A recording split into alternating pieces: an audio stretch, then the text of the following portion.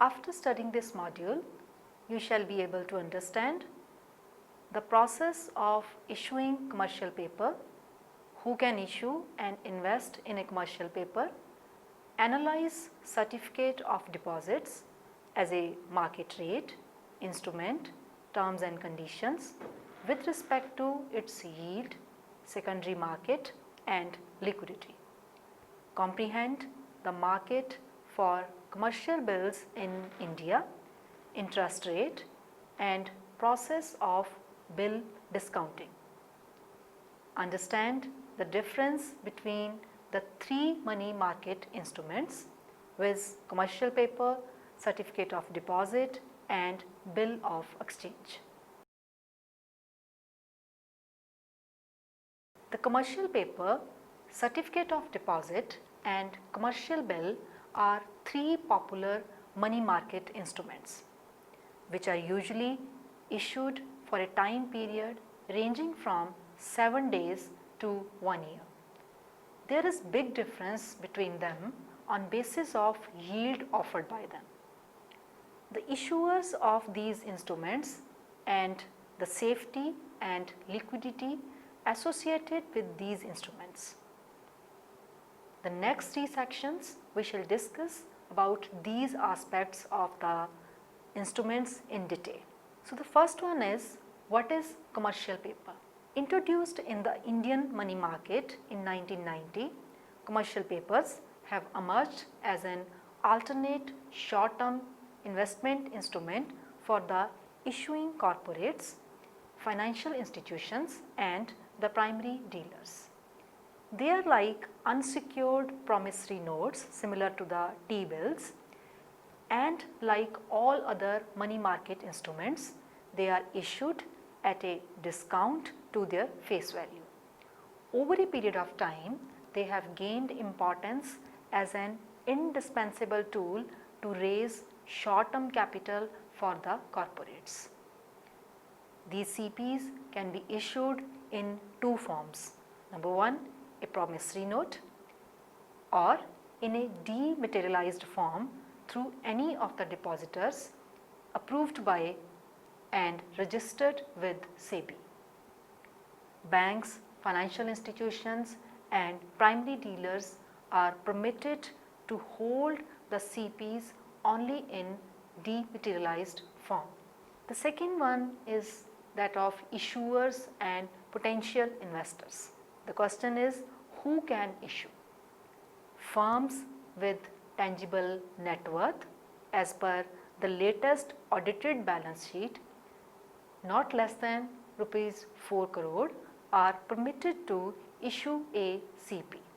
Further, the company must have sanctioned working capital limit issued by the banks or All India financial institutions, and its borrowing account should be classified as a standard asset by the financing bank, ensuring good creditworthiness of the firm.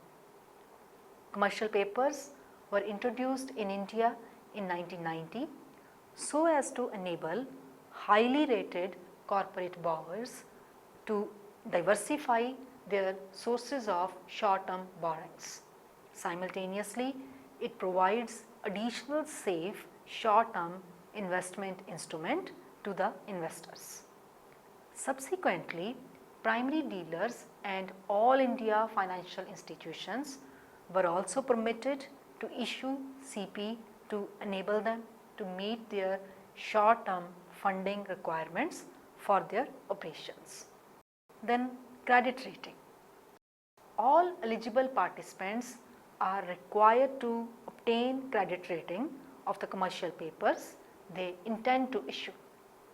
This credit rating can be done by any credit rating agency in India, viz. CRISIL, ICRA, CARE or Fitch Rating Company, or any other similar credit rating agency specified by Reserve Bank of India from time to time. The statutory requirement for issue of commercial paper by a firm that the instrument must obtain a minimum credit rating of A2 as per the rating symbol and definition prescribed by Security and Exchange Board of India, that is SEBI, in order to raise funds from the market. The rating must be recent and not due for any kind of review by the rating agency. In other words, it must be a valid rating. The amount to be raised via CP must be limited to either the limit decided by the company's board of directors or the one for which rating has been done by a credit rating agency, whichever is lower. The potential investors. A wide variety of entities are permitted to make investment in the commercial paper, with mandatory requirement of high credit rating. Potential risk is relatively less. Hence, individuals, banks, corporates, registered or uncorporated in India, and the unincorporated bodies, non-resident Indians, and foreign institutional investors, etc., are permitted to invest in the CPs. However, Securities and Exchange Board of India decides on the ceiling for investment by the foreign institutional investors. Minimum denomination or maturity. The minimum subscription for investment in a commercial paper is rupees 5 lakh or multiples thereof. Similarly, they can be issued for maturities in a range of 7 days up to 1 year from the date of issue. However, the maturity date should be within the validity of credit rating of the instrument.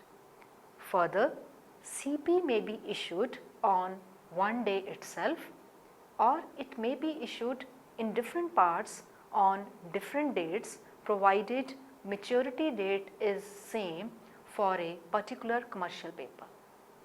Every issue of commercial paper, even if it is a renewal, has to be considered as a fresh issue. There are certain examples. For example, if a firm sold goods worth rupees 25 lakh on credit for a period of 3 months. Meanwhile, during these 3 months, the firm requires money for purchase of an essential raw material immediately. In such a situation, the company can issue commercial papers in the form of unsecured promissory notes at discount of 10% on the face value of rupees 25 lakhs with the maturity of 90 days. If the credit rating of the instrument is strong, it would be able to find investors easily, and the investor shall earn rupees 61,643 in the form of interest. Issue of commercial paper serves twin purpose of providing liquidity to the corporate and a good short-term investment opportunity for the potential investors. Interest rate and return, yield and safety. The interest rates offered by commercial paper are higher than that on the T-bills, since they are relatively less secure in comparison to the T-bills. Even though high credit rating ensures that chances of default are minimal, but they are not zero risk instruments. Since commercial paper are not backed by any collateral, only firms with high quality credit ratings will be able to raise money through this instrument. Commercial papers provide flexibility in raising working capital resources at market determined rates whenever required by the firm. Now we can discuss about the secondary market, liquidity and transferability of the instrument. CPs are actively traded in the secondary market.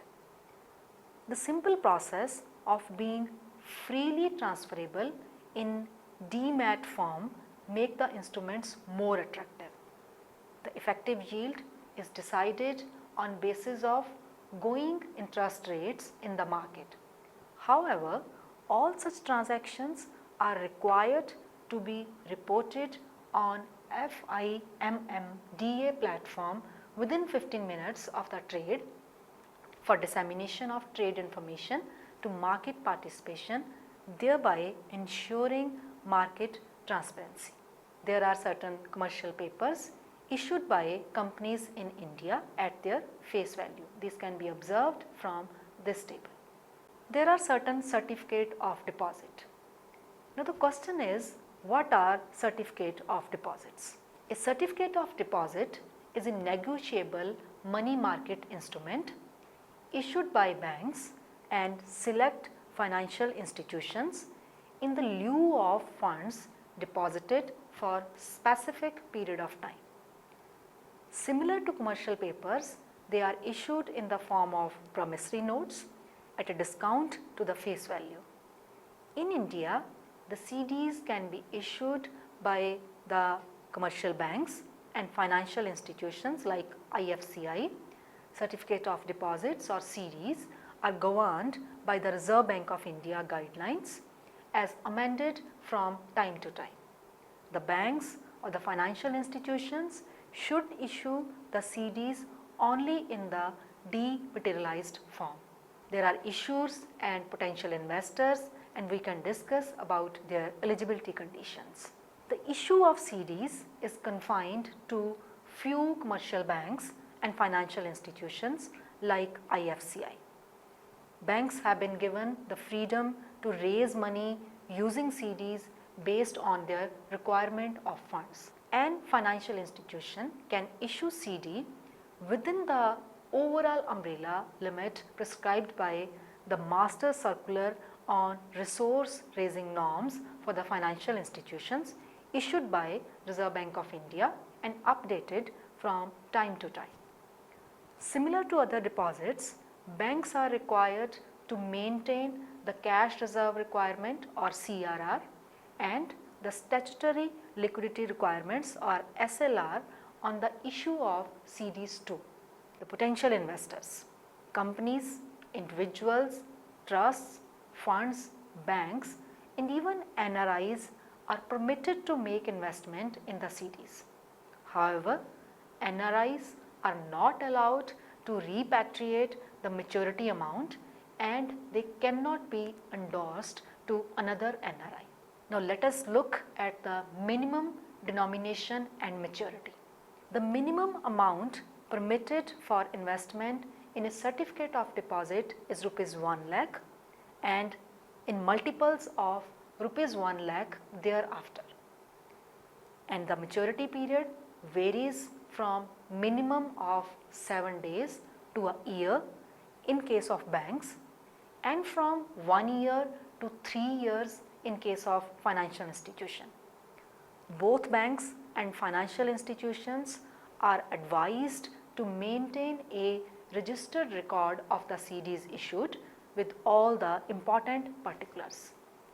If the maturity date happens to be a holiday, the issuing bank or the financial institution, they are advised to make the payment on the immediate preceding working day. Hence, it is recommended that the time period of the deposits must be decided such that the date of maturity does not coincide with a holiday. Banks have not been given the privilege of any grace period for repayment of the CDs. The certificate issued on making deposit under the CD bears all the essential details like amount, date of investment and the date of maturity. The last holder has to present the CD for repayment on the due date. Unlike fixed deposits, an investor cannot apply for a loan against certificates of the deposits. There are certain issues on interest rate and return, yield and safety. Now first discuss about the interest rate and return. The returns offered by banks on CDs tends to be higher than the T-bills, but comparable with the commercial paper. The reason being that certificate of deposits bear relatively higher risk than T-bills. The return offered on CDs may be presented in the form of either annual percentage yield or the APY or annual percentage rate or the APR. Since in APY the interest earned is paid on basis of interest calculation, however, the APR method calculates return on basis of simple interest only. The difference between the two is reflected only if the interest is paid more than once in a year, and in such a situation APY is considered better than APR. Usually CDs only offer a difference between the purchase price and the redemption price, that is the face value, and interest rate or return needs to be calculated. On maturity, buyers receive certain amount in addition to the principal amount. Unlike the traditional deposits, the amount and return offered on CDs is often negotiable. Banks do not permit premature withdrawal of money deposited under the CD, or even if they allow, heavy penalty is imposed in the form of lower interest rate or reduction in the interest earned over 6 months to discourage such withdrawal. As a result, return offered on CD is usually higher than that offered on fixed deposit, since large amount of money is committed to stay with the bank for a fixed period of time, which helps banks plan its asset liability mismatch better. And there are secondary markets and liquidity. The process of transfer of CDs is very simple and similar to that of the commercial paper. The CDs issued in physical form are transferred by a simple process of endorsement and delivery. The ones held in demat form are transferred by the simple procedure of debit and credit of respective demat accounts. This makes the CDs very liquid instruments in order to avoid tampering and fraud with physical form of the CDs. Banks print them on good quality security paper and to get it signed by 2 or more authorized signatories. Banks, the financial institutions, also maintain a register of CDs issued with complete particulars. Reporting. Banks should include the amount of CDs in the fortnightly return under section 42 of the RBI Act 1934 and also separately indicate the amount so included by way of a footnote in the return. Further, banks, financial institutions should report the data on issuance of CDs on the web-based module under the online returns filing system, that is ORFS, within 10 days from the end of the fortnight to which it pertains. All OTC trades in CDs shall be reported within 15 minutes of the trade on the FIMMDA reporting platform. Settlement. All OTC trades in CDs shall necessarily be cleared and settled under DVP-1 mechanism through the authorized clearing houses, that is National Securities Clearing Corporation Limited or NSCCL, Indian Clearing Corporation Limited or ICCL, and MCX Stock Exchange Clearing Corporation Limited or CCL of the stock exchanges. Now there are certain advantages of certificate of deposit as a money market instrument. These are: the CDs are considered relatively safer since the returns are known beforehand. Return in CDs are more as compared to that in saving account and a fixed deposit. CDs help the banks in managing their assets and liability mismatch better since the sum is insured for a certain fixed period of time. We can also discuss about the disadvantages of certificate of deposit as a money market instrument. The returns are relatively less as compared to other avenues of investment. Secondly, the money is tied up along with the long maturity period of certificate of deposit. Huge penalties are paid if one gets out of it before maturity. Now let us discuss about commercial bill. The question is, what is a commercial bill? A bill of exchange is also known as commercial bill or a trade bill. A bill of exchange is an instrument in writing containing an unconditional order signed by the maker directing a certain person to pay a certain sum of money only to or to the order of a certain person or to the bearer of the instrument for the value of goods or services delivered by him.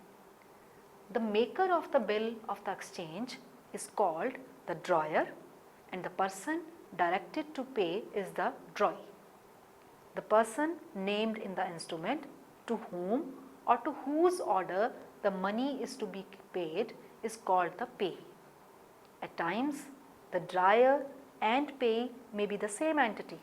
It is a negotiable instrument which can be further negotiated by means of endorsement and is payable on demand side or after a specified period of time, that is usance bill. Example of bills of exchange can be discussed over here. Let us suppose XYZ Computer supplies 100 computers at rate of rupees 50,000 each to the Messrs Popular Creation Limited. Messrs Popular Creations expresses its inability to pay immediately and expresses its wish to purchase on credit of 90 days. In such a situation, XYZ Computers draws a bill of exchange of 90 days maturity on Messrs Popular Creations. XYZ Computers, that is a sellers, has assumed the role of a creditor and is called the drawer of the bill. The drawer sends to the bill to Messrs Popular Creation, that is buyer and drawee of the bill, who acknowledges to pay the amount of the bill 90 days after the receipt of the goods by writing his acceptance on the bill along with signatures of the concerned authority. The acceptor of the bill could be the buyer himself or any third party who is willing to take the risk of paying the bill on maturity if the buyer defaults in doing so. Now we can discuss about certain kinds of bills. Bills of exchange can be classified on different bases. Based upon maturity date of the bill, it can be classified as demand bill, a bill which has to be paid immediately at sight on presentment to the drawee is called the demand bill. This implies that the payment has to be made immediately on presentment of the bill to the drawee. This can also be a usance bill. When a particular credit period is granted to the drawee for making the payment of the bill, it is classified as the usance bill and time period is called usance. 3 days of grace are granted to the drawee for making payment. On basis of documents attached with the bill, it can be classified as a clean bill, a bill which is not accompanied with any supporting document such as railway receipts or lorry receipts, etc., which are evidence of an actual trade transactions, is classified as a clean bill. Then there can be documentary bill, a bill accompanied with documents which confirm trading of goods, services has taken place amongst the parties to bill is classified as documentary bill. The supporting documents may be railway receipt, lorry receipt, bill of lading, etc. On the basis of consideration given to the drawee, the bills can be classified as trade bills, that is a bill which is written and accepted after selling and buying of goods or services is termed as trade bill. Here, the seller writes a bill which is accepted by the buyer. Since the basis of this bill is trading activity, therefore it is called a trade bill. They are drawn for trade purposes against proper consideration. These bills are proof of debt and the drawer can resort to legal action to obtain the debt from DRY. Then there are accommodation bills. An accommodation bill is one which is drawn and accepted only to provide financial help to some party. It is drawn and accepted without any consideration and there is no genuine trade transaction involved in it. So, a bill drawn and accepted only to provide financial help to some party and not for genuine trade transaction is termed as an accommodation bill. Since there is no consideration involved in these bills and they are not a proof of debt, legal action cannot be resorted for recovery of amounts against these bills by the immediate parties. Now we can discuss about minimum denomination and maturity. These bills are of 30 days, 60 days or 90 days maturity. There is no minimum maximum denomination of this type of bill. The value of the goods is the denomination of the bill. In case of the immediate requirement of funds by the drawer, that is before the maturity of the bill, it may be discounted by a bank or financial intermediary. The interest rate and return, yield and safety on these types of bills. Usually the yield on commercial bill is higher than that on other money market instruments like T-bill, commercial paper or certificate of deposit.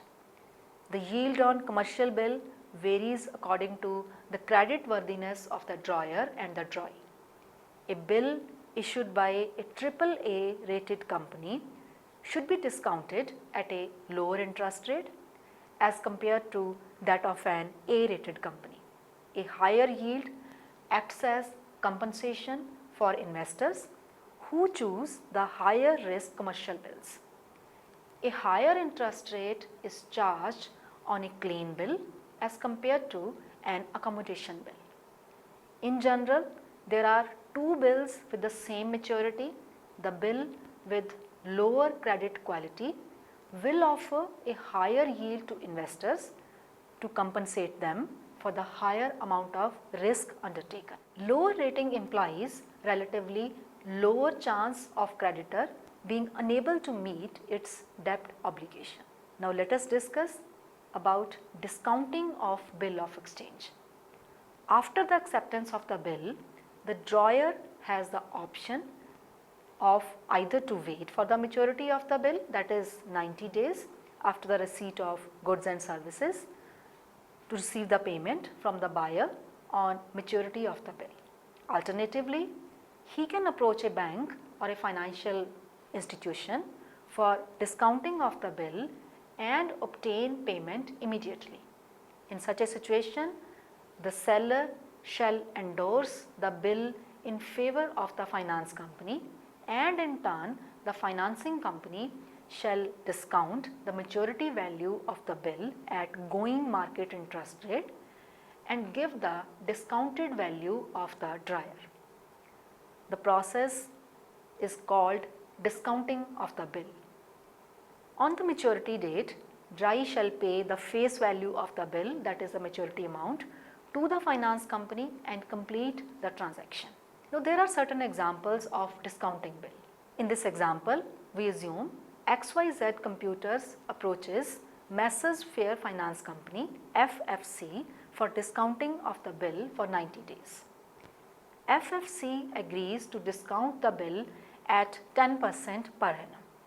The amount received by XYZ Computers after discounting shall be calculated as 100 multiplied by 50,000 multiplied by 100 multiplied by 90 divided by 365 multiplied by 100, which will be equal to 1 lakh 23,288. So, XYZ Computers shall receive rupees 50 lakh minus rupees 1 lakh 23,288 is equal to 48 lakhs 76,712 by discounting the bill. The FFC shall get the full amount of rupees 50 lakh from the drawee on the date of maturity of the bill. The bill of exchange, commercial bill, may be issued by any supplier of goods or services who may be any individual, firm, corporate entity of any size.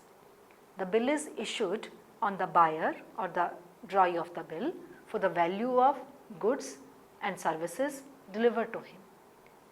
He accepts the bill and promises to make the payment after the specified period of time. Now, there is a question of rediscounting of bills.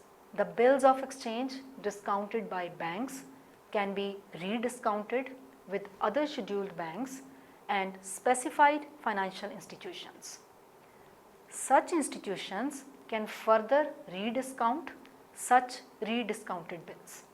It was expected that rediscounting of bills should encourage establishment of an active bill discount market in India. Rediscounting of bills also helps in utilization of funds laying idle with these institutions. RBI took a significant measure towards unlocking of these idle funds by introducing bills rediscounting scheme in November 1970 as part of the new bill market scheme. The scheme permitted the banks to get the bills discounted by them rediscounted from RBI.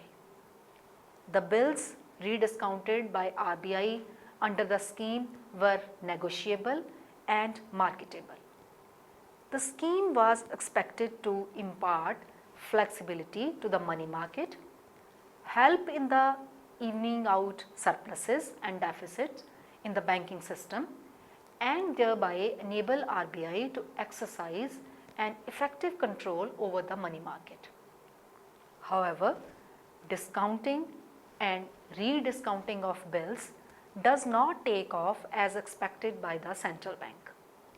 To give a further boost to this segment, in November 1981, Reserve Bank of India permitted banks to rediscount the bills with one another as well as with approved financial institutions. November 1998 onwards, banks were permitted to rediscount all genuine bills arising out of sales of commercial vehicles discounted by non-banking finance companies.